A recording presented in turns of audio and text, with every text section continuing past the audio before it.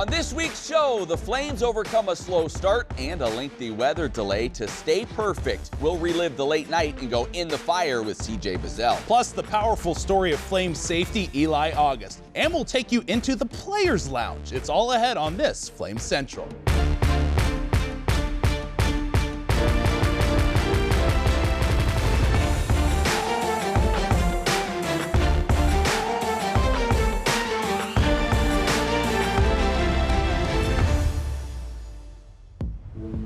Do you remember the 21st night of September? I'm not singing, but how could we forget? Hey there, welcome on in. A fully loaded Flame Central for you today. I'm Matt, and filling in for Emily because she's probably still catching up on her sleep is Rhett McGee. Yeah, that was absolutely a late one. Hey, we're going to cover it all for you today, from the gridiron to the hardwood. And Matt, I got some good news. The Players Lounge is back. I can't wait for that. Yes. But we start with a late night that turned into an early morning for Liberty and ECU. The Flames and Pirates kicked off on schedule. 6 p.m., record crowd, beautiful evening, until it wasn't. About 90 seconds into this game, bad weather rolled in. It ended up being a 4-hour, 37-minute delay. Both teams would finally resume play at 10:45 p.m., late night at the Bill. It was a smooth sailing for the Pirates early on. Jake Garcia would run it in from 8 yards out, putting ECU up 7-0. Later in the first, Caden Salter fumbles the ball, puts it on the turf. ECU would recover on the one, and Marlon Gunn would eventually punch it in. ECU would lead this one by as many as 17-0. That was the score that they led by when Salter was picked off. Fortunately for the Flames, the defense would get the stop, and ECU missed a critical field goal. That's where the momentum shifted. Salter would then find Elijah Canyon on the ensuing drive in the corner of the end zone to give the Flames a touchdown and make it 17-7. Second half, Salter found a new BFF, connecting not once, not twice, but 3 times with Reese Smith in the end zone. All 3 touchdowns came on third down, and Liberty would take its first lead of the game, 28-24, and then Quentin Cooley would steal it with a little insurance late. The Flames complete the comeback. They sink the Pirates, get it, with a final score of 35-24. The thing I'm most proud of, I told the team there, is they don't doubt themselves. We're obviously, I've got to figure out how for us to get off to a better start, because we're not doing that, mostly offensively. But they never think they're out, and they keep fighting for each other. They keep believing. And for us to be able to be down like that and come back and outscore them 35-7 over the last 2+ quarters, this is how we stuck together through that. It's pretty special. Well, it was a night that won't be soon forgotten for the Flames, and a game that didn't end until about 2 a.m. Maybe you weren't one of the brave souls that stuck around until the final whistle, or maybe you were and you'd like to relive the experience. Whatever the case, we take you behind the scenes with Liberty defensive standout CJ Bazile and our latest edition of In the Fire. This game is just another game. We don't change the mac and cheese for nobody. It doesn't matter who they are. We're gonna, do what we've been doing and play Flames football. No matter what type of sticker they have on their helmet, we're gonna come out there and play our football. Another day, another dollar. CJ's done a great job of leadership and ownership of the group and in the room, and he's really taken that to heart, starting to practice like a professional, starting to study tape like a professional. Run the call, execute, and get lined back up. You understand? Get yourselves ready to spot the ball Saturday night. We all straight? Let's go one nickel out. Here we go. Coach Krantz doesn't allow me to slack at all. Effort is one thing that he applies to me every day. He says you practice how you play, and he definitely tells me the truth about that. He keep me going. Do you want to get some? I'm stepping, I'm clearing it, keying the screws of the helmet, and then I'm reacting. Okay, here we go. A lot of people that say I'm a gamer, right? And I don't think that exists. You play like you practice. With the Jokers, right? They've taken practice serious, try to make it game-like so that when the game happens, they're prepared, they feel prepared, and they feel comfortable, ready to go play. Attacking your outside shoulder, that turns into yours. Throw your hands on them, that's the only chance you guys are gonna be faster than you.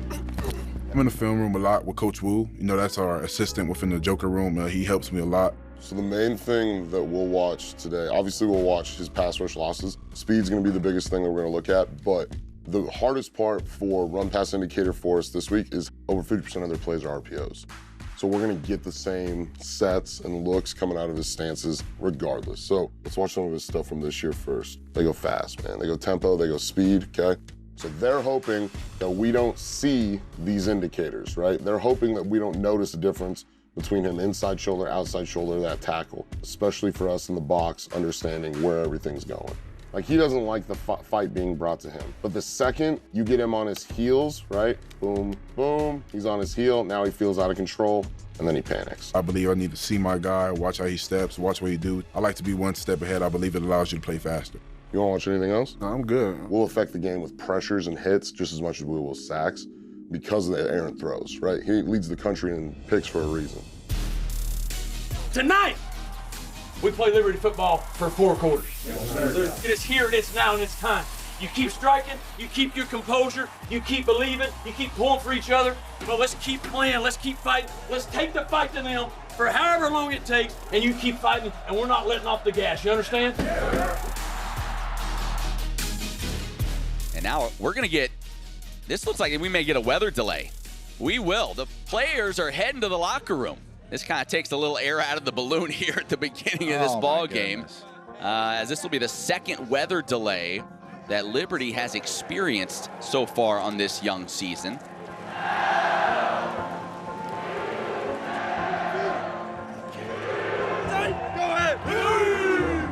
Hey, listen, I want to give you an update right now. There's another storm coming through. If we can get on the field by 11, then we're going to play. You got plenty of time here. Just keep relaxing, keep it, and do what you need to do. We'll come back in with more updates. A lot of excuses right now that anybody can make. We're not going to make any. The same energy, the same juice that you had, you got to come back out with it. We can't leave it in here. We can't leave it in the past. We got to have even more as we head out of this locker room. Everybody understand that? We're good at midnight, right? The snap, number 7 on the right hash, throws end zone, wide open, sliding catch, line him up, touchdown Liberty, Elijah Canyon. All right, you're affecting him, and we're getting close. Get even closer, get even closer, get even closer. See a quarterback with the ball in his hand, it pins your ears back for sure to go get him. We take a lot of pride within stopping the offense on 3rd down because now we give our offense an opportunity to go out there and score, and that's what we're here for, to give our offense opportunities with the ball. Oh, nearly a high snap. Salter pulls it down, now fires towards the end zone. Looking for Reese Smith. Did he hang on? Yes, he did. Reese Smith rises up and makes the grab. Yeah! 3rd and long situation. Salter fires down the middle of the field. Guess who? Reese Smith. Reese Smith 3 times tonight has found the end zone for Liberty. Let's go get the ball back. And off, up the gut, Harris, hit, stop, ball came free. Ball came free, Liberty says they have it. This is a huge call. Oh, this one's close. That is close. His elbow might have been down. Ruling on the field of a fumble, recovered by the defense, stands. That's how God works. That's how God works. That's how God works.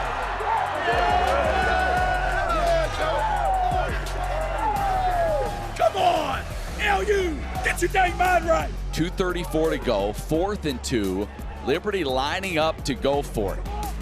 They run the option. Salter cuts it up, and he has the first down. Put it in the hands of your best player and let him go. One more first down is ball game. They give it to Cooley, right up the gut, and he takes it to the end zone. The nail in the coffin, and it's Quentin Cooley. Snap to Garcia, play action in the pocket at midfield. He'll throw near side. A ball tipped and intercepted. Dexter Ricks, he's on the run near side. 40 at midfield, popped out of bounds. And this game is over. Dexter Ricks Jr.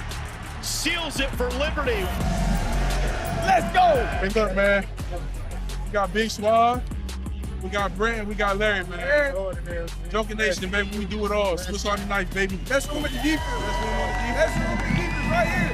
Have y'all inside. Thanks to our Donald Scott for another great In the Fire. One of the most incredible moments for any team is when a player is surprised with a scholarship. Eli Auguste was one of the benefactors of such a moment at the end of fall camp this year. But as you're about to see, that's not the only life-changing moment or good news he's found here at Liberty.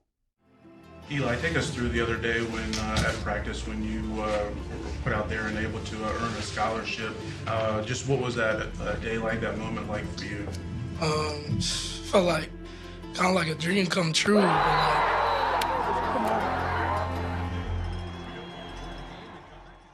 I had like about, I think, 7 or 8 Division I scholarships. But I didn't really want those schools because I took a couple official visits. They didn't seem like they loved football as much as I did at the time. They just seemed like more of school and partying and all that, and I was just like, I wasn't really feeling it. As Eli looked for schools with an ascending football program, Liberty's success caught his attention. He would apply, was accepted, and would begin attending, all without a guaranteed spot on the team or a scholarship. However, Eli would prepare himself for tryouts later that fall semester. All summer and all September and October, I was just working out. It was a little bit hard with just like keeping up with the money, keeping up with the bills and all that. At first, it was definitely like a nervous, like butterflies in my body, thinking like, should I really do this? Should I pass up money to not make money to try and work my way up? But I definitely had to take a leap of faith and just trust in myself and that like I can really do this, to understand that it'll be okay and it'll work out. Y'all doing good up here? Good to see y'all. Man, when I get to heaven, that's the hair I'm gonna have, dude. After trying out in October, Eli began the spring semester, still waiting to hear if he'd made the team. During this waiting period, he began taking a required class called Evangelism 101, taught by Dr. David Wheeler. When I found out I was taking EVAN, I was like, I didn't really know what it was. So I was just like, okay, whatever.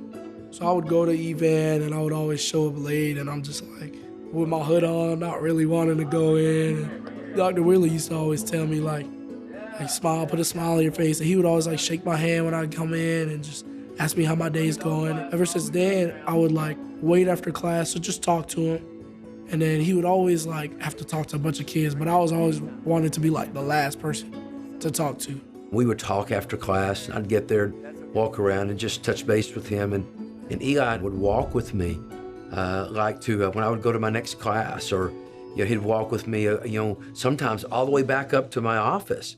And we would just talk as we're going. And through those conversations, I found out that Eli wasn't a Christian. Growing up, it was just like go to church every Sunday. We didn't really pray every day, but most of the times I would only talk to God on Sundays. As a kid, football was just always going good for me. And like the only thing that was really a major factor was the financial issues, and like it never really dawned on me that like God is real and that God is in your life and that he's helping you in your life.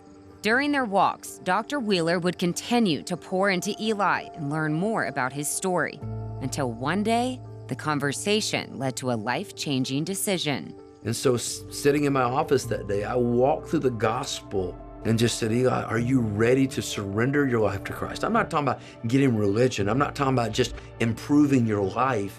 I'm talking about, are you willing to give your life, everything that you are, into God's hands and say, okay, from this point on, God, I want you to take my life and I want you to multiply yourself through me. Are you willing to surrender yourself to that? That's exactly what Eli did. He said, you could always repent. You could always talk to God. You could always say sorry and God would always listen. But that definitely helped me out. Like I was wrestling for a little minute, like for probably a whole month and a half, I was wrestling, like thinking like, is this the right thing to do? Is this not the right thing to do? But in the end, it definitely ended up paying off. And as it just so happened, that same week, he received the news he'd been waiting on from Liberty Football. I will never forget, I got a text from Dr. Wheeler. And the text basically said, hey, I just led one of your football players to Christ in my office. And so I looked at the name and I texted him back and I said, Doc, you must have the wrong sport because this guy's he's not with football. And so that week we had actually taken on some walk-ons. So I went and looked at the list and there it was Eli. I called my mom at the time and then I called my best friend right after, and then I told them both like I made the team. And at first I didn't realize all the blessings that were there, but then as the time came, I started to realize all the blessings that were coming. Over the next 2 years, as Eli's relationship with God grew, Eli, I baptize you in the name of the Father and of the Son. So did his impact as a walk-on for the Flames. He would continue to work multiple jobs to pay for school, trusting that God would provide. Then, heading into the 2024 season, head coach Jamie Chadwell told the team at the end of practice, Eli catches the ball, he's on full scholarship. So everybody's real excited about it, and then their sun's out and it's bright. And I put him right in the sun, but I knew he was going to catch it. It wouldn't have mattered. It wouldn't have mattered if you threw up a ping pong ball. He would have caught that. You know, it was meant to be. It was his time.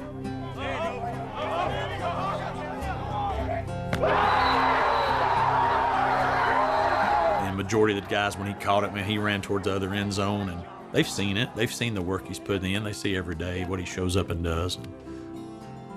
Pretty special time. I was saying that Dr. Wheeler for me.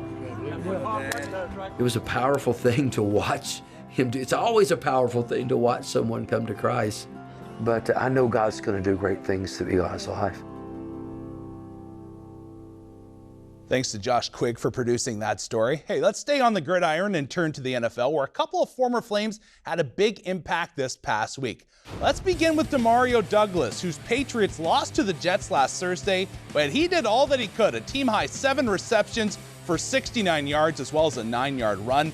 Meanwhile, his former quarterback, Malik Willis, won his second straight start with the Packers. He beat his old team in Tennessee while throwing for over 200 yards, rushing for another 73, and combining for 2 touchdowns. Willis has proven to be one of the great stories in the league thus far. Hey, we still have plenty coming your way, including some hoops. We'll hear from Liberty head coach Richie McKay and take you back into the Players Lounge. Plus, Rhett will name his top athletes of the week when Flames Central returns.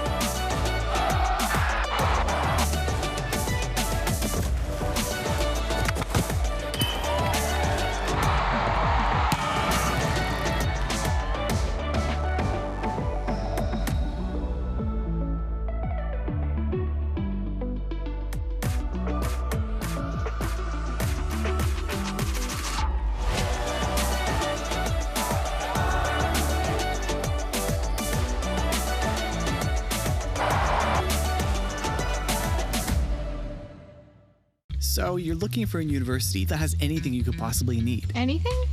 You want a place that has the programs you want to study. I think I'm going to sign up for the fashion design program. All right. A place with state-of-the-art facilities. And who doesn't love big-time sports? Somewhere you can hike, slide, climb, and most importantly, eat. And all that with a great view? Yeah, I think I know a place.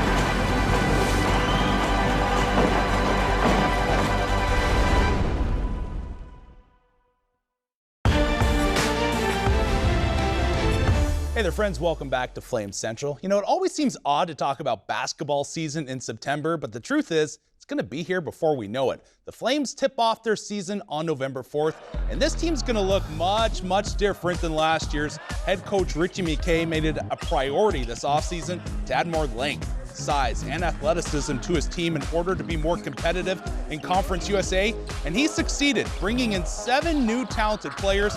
Now the focus is getting them up to speed with the defensive scheme and building that chemistry across the roster. I think what's interesting about our group so far in our practice is we have a chance to be a lot more versatile. Like we can be big, we can play small ball, we can throw it in the post. I like our versatility. I think it'll be a strength of ours. Practice has definitely been more competitive. This time last year, people kind of knew who might be playing, like the projected kind of lineup, but this year it's all up for grabs, and so that just makes coaches looking at everything, watching film from every day. So every day is that important. Everyone's trying to get on the court. Well, you may be saying, how am I going to learn about all these newcomers on the basketball team? Well, we've got you covered. Or more specifically, Gabriel McKay and J.C. Schreier Jr. have you covered. They return for Season 2 of their segment called The Players Lounge, and their first guest is Jayvon Maughmer. Ladies and gentlemen, welcome back to Players Lounge Season 2. JC, I haven't seen you in a while. You good, man? Bro, I don't miss you that much. Oh, not really. It. Ladies and gentlemen, not about us. Welcome our very first guest of the season, Jayvon Maughmer. We might need to clap. Let's clap it up. Excited to be here. Excited to be here. Oh, first one of the year. Classic. Not talking in the mic. He doesn't get it. He doesn't understand. We got to media train him. The mic is right here. We got. I'm talking into it. I'm talking into it. I think we need like a little background check. Like, tell us about where you came from. Like, what you like before Liberty. Like, tell us a little bit. I'm originally from Chillicothe, Ohio. Chillicothe. Yeah. And then I went to Cedarville for 4 years, and then played 4 years there, and now this is my grad year because of COVID, so blessed to be here and excited to get the season going. Our first game is in Xenia, Ohio, which is close to the crib. Yo, what's up with all these weird nicknames in Ohio, like these city names? Like, what's up with that? It's Ohio. It's Ohio, yeah. I've never been to Ohio. Are you excited for the homecoming?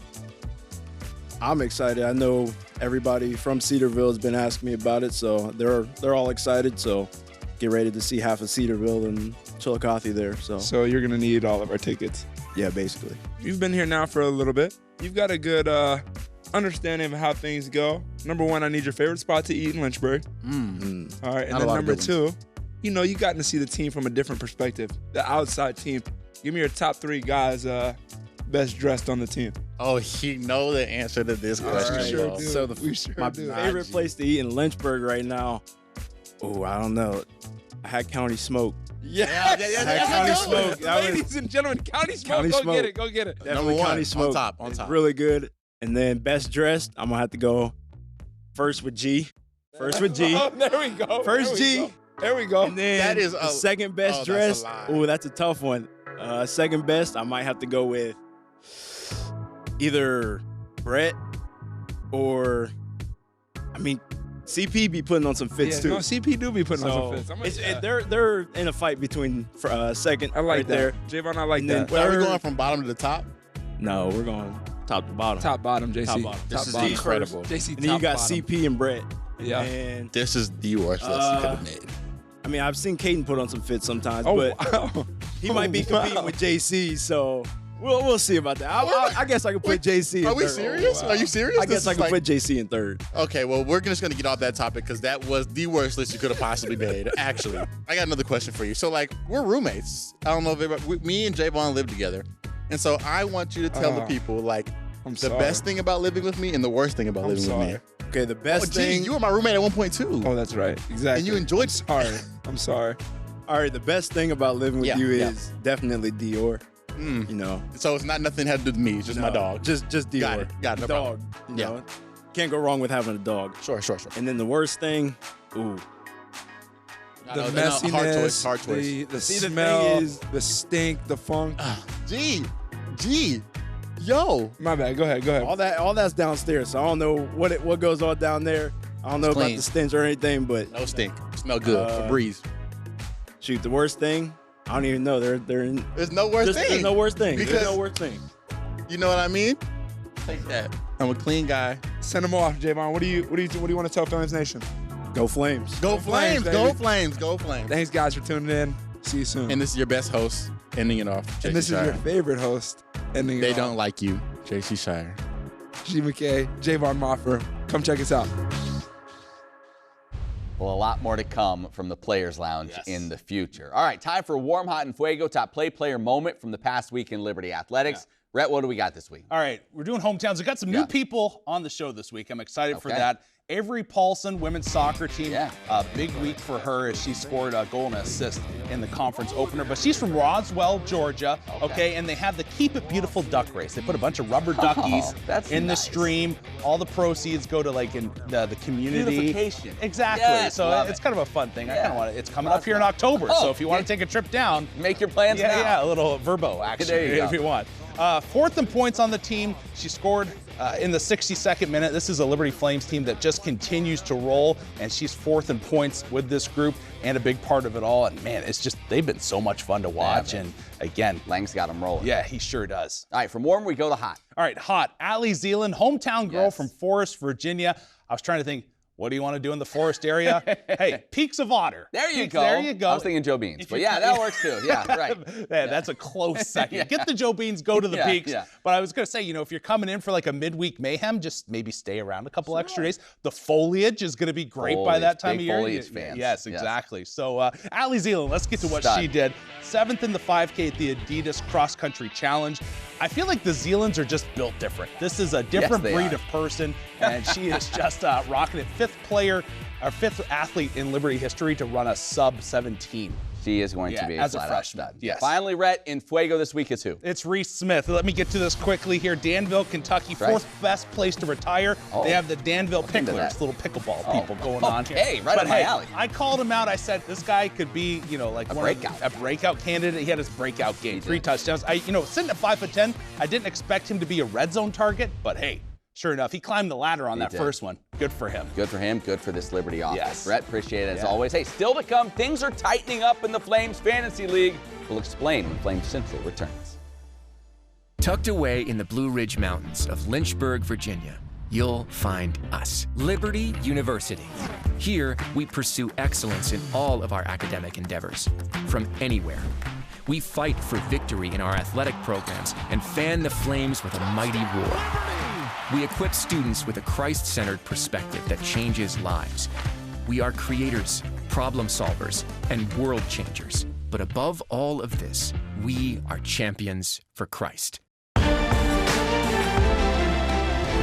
Hey, welcome back to the best part of the show, the Flames Fantasy Standings. You probably already know, but for those that don't, Joe, Emily, myself compete each year in a fantasy league with Liberty players. I'm not a part of it this season, but I'm definitely rooting for somebody to win. Oh, that's good. Way to go out on a limb. Hey, let's take a look at the standings. Remember, Joe had built himself a big lead over the first 3 weeks, but Reese Smith's 3 touchdowns gave me a 42-point week. I closed the gap a little bit on Joe. We're chasing him down.